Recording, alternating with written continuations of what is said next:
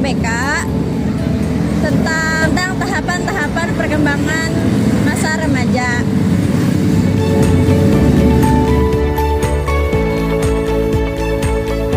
Assalamualaikum warahmatullahi wabarakatuh. Waalaikumsalam warahmatullahi wabarakatuh. Sebelumnya kami dari mahasiswa UNLAM jurusan Pendidikan Komputer ingin mewawancarai Bapak. Sebelumnya berperkenalkan, nama Bapak siapa? Nama Bapak Ahmad Riyadi, Kepala Sekolah SMP Negeri 3 Banjarmasin. Lanjut ke pertanyaan kami. Ya. Jadi yang pertama kami ingin bertanya, bagaimana pandangan Bapak mengenai perkembangan remaja lingkungan sekolah saat ini?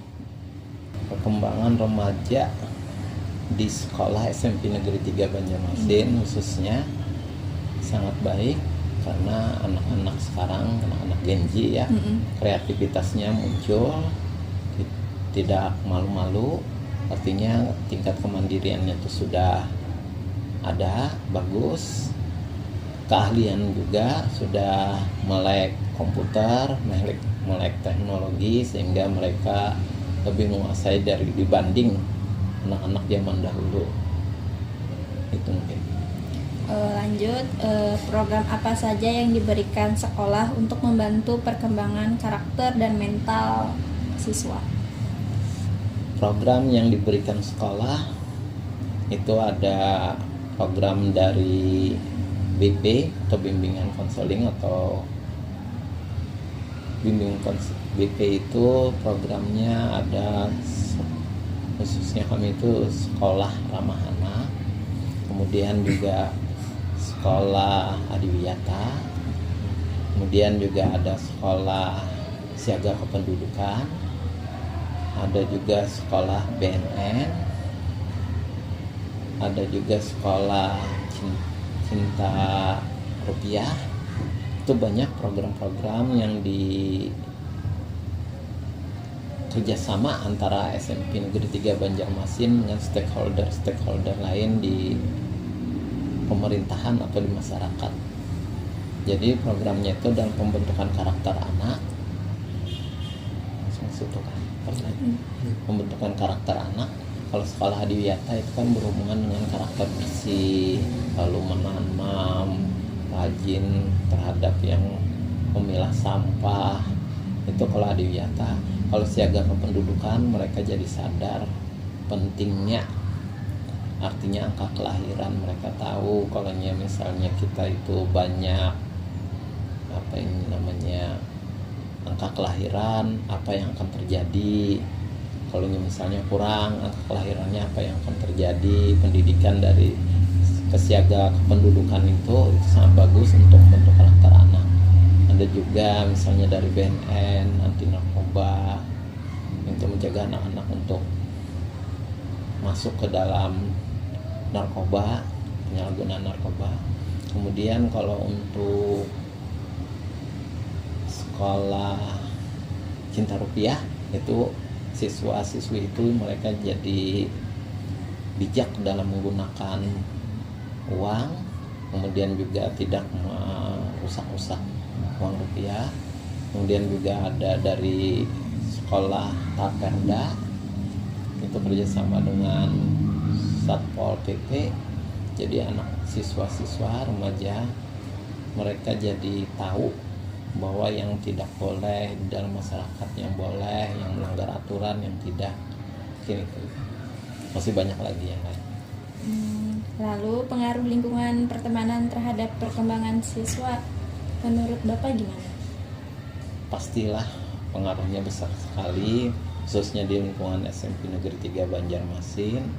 Dan anak-anak yang sekolah di sini mereka akan berhubungan dengan teman-teman lainnya. Pasti mereka akan mendapat pengaruh, baik lingkungan yang ada di sekitar sekolah, mungkin juga akan dapat pengaruh dari lingkungan mereka di rumah yang terbawa ke sekolah. Tapi pada intinya pengaruh lingkungan itu adalah yang bersifat positif. Kalau yang negatif tentunya akan dilarang. Sekolah akan diberi peringatan-peringatan mungkin itu. Lalu apa dampak penggunaan media sosial terhadap perkembangan siswa di sekolah saat ini? Dampak penggunaan media sosial ini seperti pisau bermata dua. Satu sisi kalau untuk sekolah aja itu masih banyak yang positif, karena untuk memperbaiki sarana prasarana pembelajaran, tapi mungkin juga kalau lepas dari pengawasan sekolah, mereka menggunakan media sosial di rumah ataupun di lingkungan yang tidak bisa difilter oleh sekolah ataupun orang tua, itu yang akan berdampak negatif. Jadi sebaik apapun sekolah mengantisipasi penggunaan media sosial bagi siswa, tapi kalau sudah keluar dari sekolah maka tidak akan bisa lagi memfilter atau mengawasinya. Dan terakhir nih, harapan Bapak terhadap perkembangan remaja di masa sekarang tuh apa? Harapannya remaja itu tugas utamanya adalah belajar, menimba pengetahuan dan pengalaman, kemudian jangan malas. Karena banyak sekali remaja-remaja Gen Z khususnya itu, mereka itu semangatnya itu kayak lemah, artinya sekali dimarahi langsung tidak berani gitu. Harusnya tuh semangatnya harus kuat seperti anak-anak Gen X.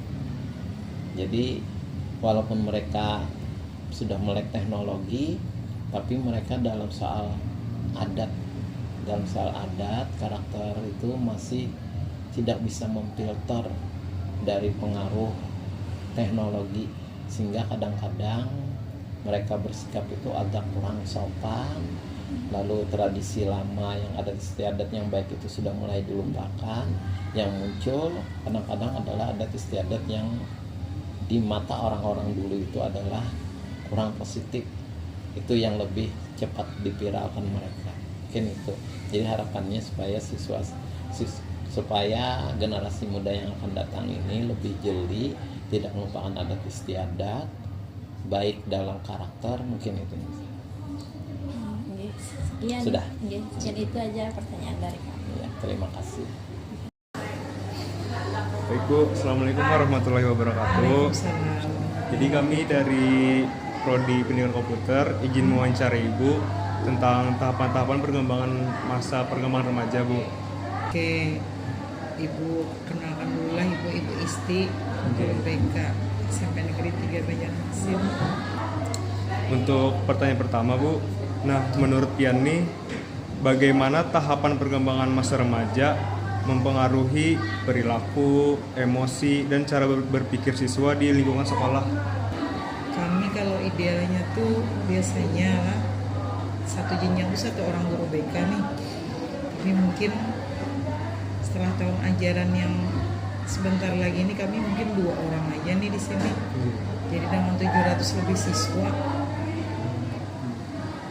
tinggal 1 bulan lagi mungkin nggak sampai tuh berdua aja lagi Ibu tuh. Jadi kada ideal benar tuh. Tapi itulah faktanya sekarang itu tuh banyak kekurangan guru lah. Kalau idealnya tuh kan sebenarnya 4 mungkin 700 tuh. Sedang 5 mungkin bisa. Jadi ini Ibu Isti, tadi ada Ibu Ajra yang senior, ini tadi Ibu Rizka.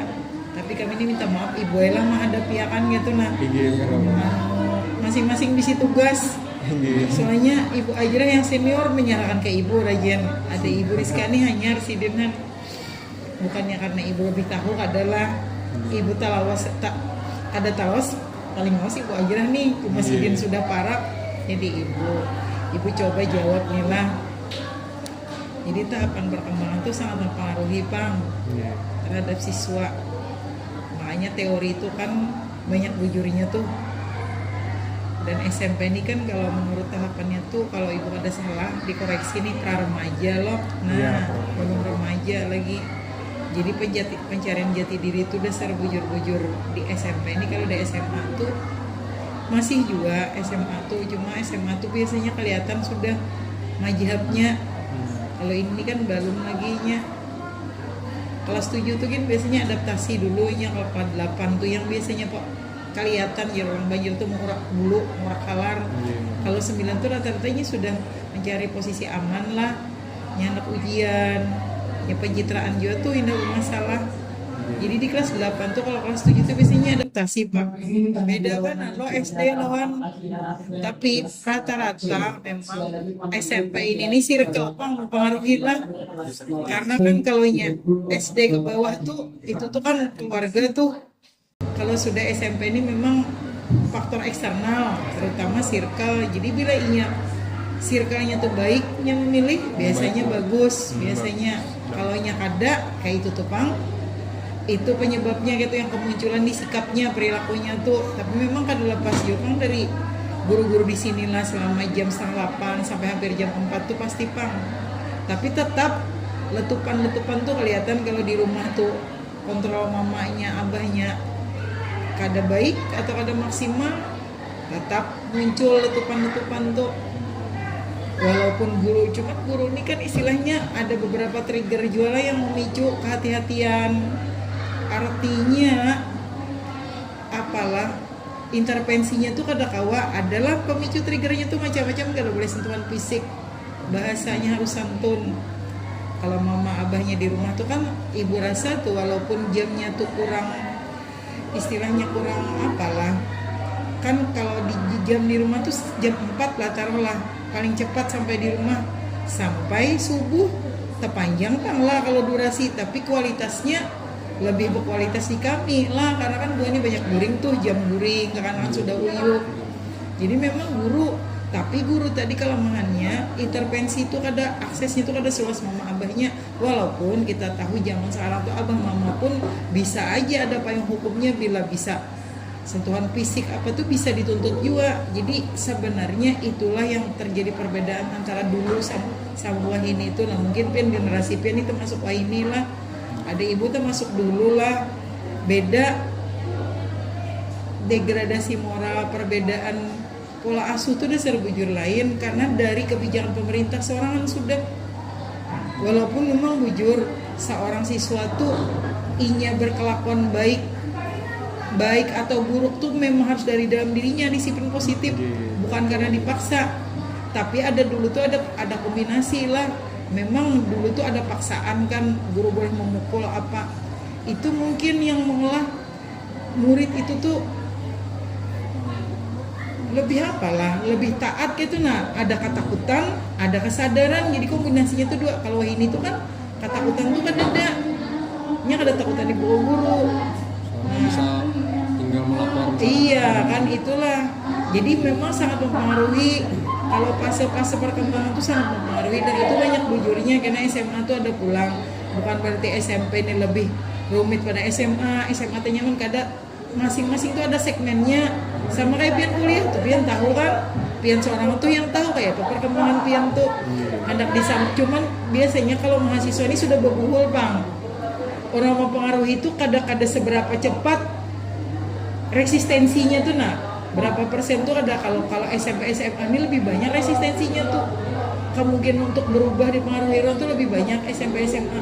Makanya mungkin kenapa pemerintah tuh ada guru BK di SMP SMA tuh. Kalau SD tuh kenapa kada, kalau kita pikir kan lebih kada berdaya, tapi SD dari lahir sampai SD tuh memang pengaruhnya tuh mutlak internal. Mama abahnya itu Bang yang manunya katanya kan kada taiba akal lagi, nya kada wani lagi buka rumah ada kawan, pada rata-rata lah. Tapi kok ini tuh karena akses HP segala macam tuh kada mesti juga Bang, cuma secara umum. Jadi SMP SMA nih panginnya pergolakan, jaka ibarat jadi orang bahasa tuh makanya berdiri di titik persimpangan tuh banyak jalan, mungkin ada 4 cabang kemananya, memilih tuhnya di tengah-tengah tuh fasenya tuh memang segmentasinya tuhnya di tengah-tengah persimpangan banyak. Di situnya tuh bila pengaruh buruk circle tuh banyak kayaknya, dengan tanda kutip banyak buruknya tuh inya kuitan kada maksimal. Ada guru nih, ibu bukan posisi membela, rata-rata guru tuh pasti maksimal, cuma tadi ada yang memicu lah. Nah apa nih ngarannya, intervensi itu kada kawal luas, jadi sangat mempengaruhi itu tuh. Bila nyinya baik lingkungannya circle-nya itu tuh bilangnya bagus tuh, bilangnya kada. Tapi rata-rata jujur sekolah tuh pasti circle tuh kami pantau.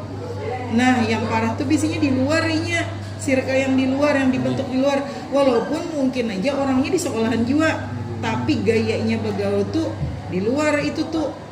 Amun di sekolah ini kan kami pantau nih, dan inya hadir ke sekolah tuh kan kada boleh bawa ini, bawa itu tuh sudah membatasi tuh. Kami di sekolah ini kada pernah bawa HP tuh.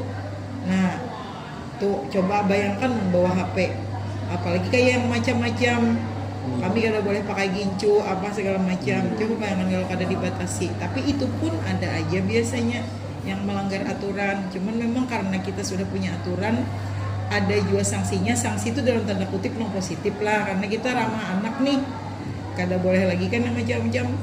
Minimal poitannya dikiau lah kayak itu nah.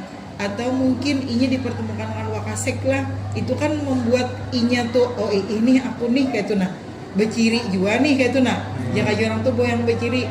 Jadi itu tuh Pang yang membatasi inya, tapi kadang menutup kemungkinan jujur tetap ada pelanggaran tuh pasti.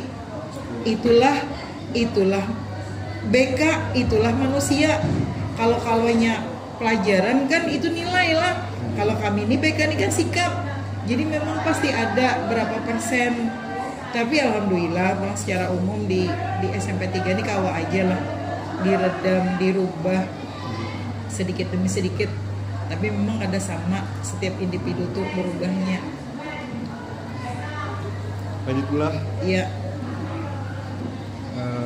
Apa saja permasalahan yang paling sering dialami remaja dalam proses perkembangannya, dan bagaimana peran guru BK dalam membantu siswa menghadapi masalah tersebut, Bu?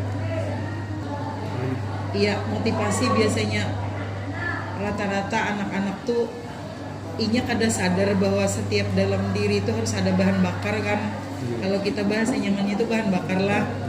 Harus ada dalam diri kita nih kan, kalau kada bisi bahan bakar kita nih belarut aja. Nah, kayak kelayangan pagat dibawa orang kemana.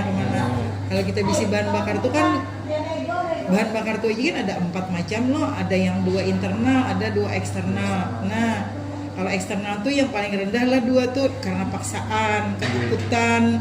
Kalau internal tuh biasanya karenanya visi, sudah punya visi loh jelas.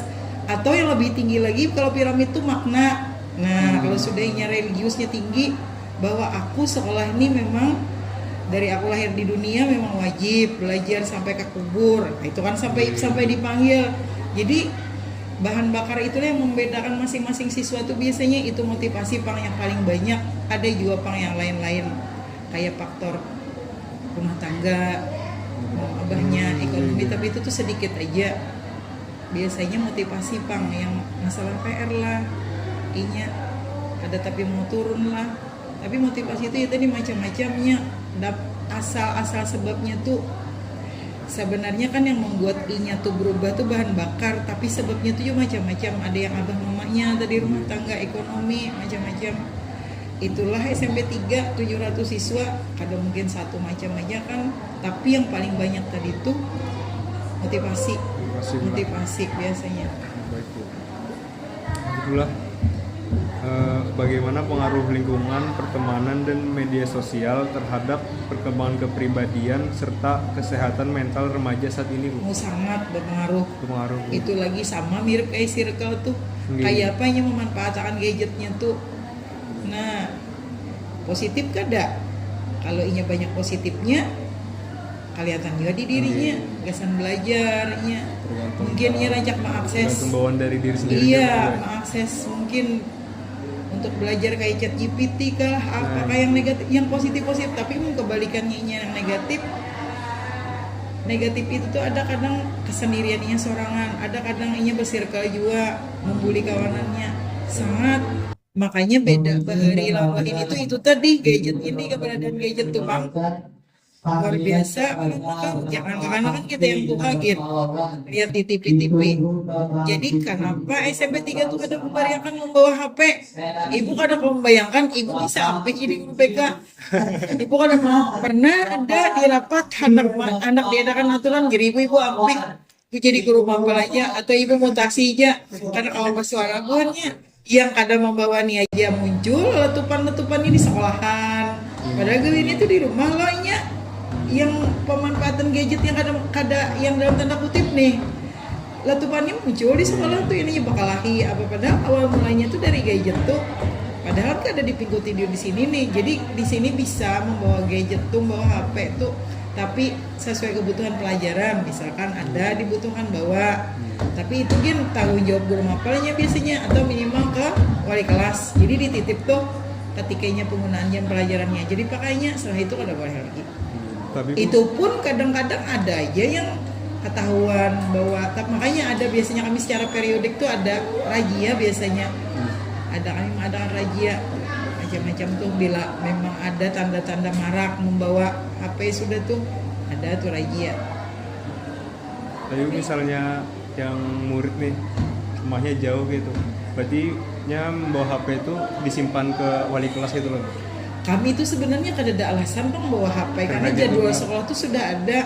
Kalau di luar dari normal tuh ada pemberitahuan biasanya, mau itu IG, mau itu wali kelas, di grup-grup kelas tuh pasti berarti ada. langsung Dan diinformasikan gitu. bahkan kan kami wali kelas nih siapa hendak menelpon ke kami. Oh, Jadi iya, kada ada iya. alasan sebenarnya kakak-kakak tuh membawa handphone tuh kecuali kebutuhan pelajaran.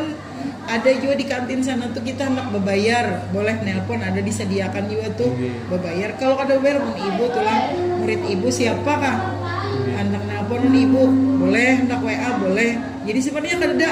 Kalau ia sempat membawa tuh memang sudah itu dibuat-buat gitu. Nah alasannya kecuali misal ada urgensinya, misal abahnya di IGD kah, subgaring yang memang ada yang ditunggu, itu pun istilahnya ada juga aturannya kan, dititip loan siapa. Jadi kalau pada dasarnya yang membawa tuh itu tuh alasan aja yang dibuat-buat aja memang tugas pelajaran.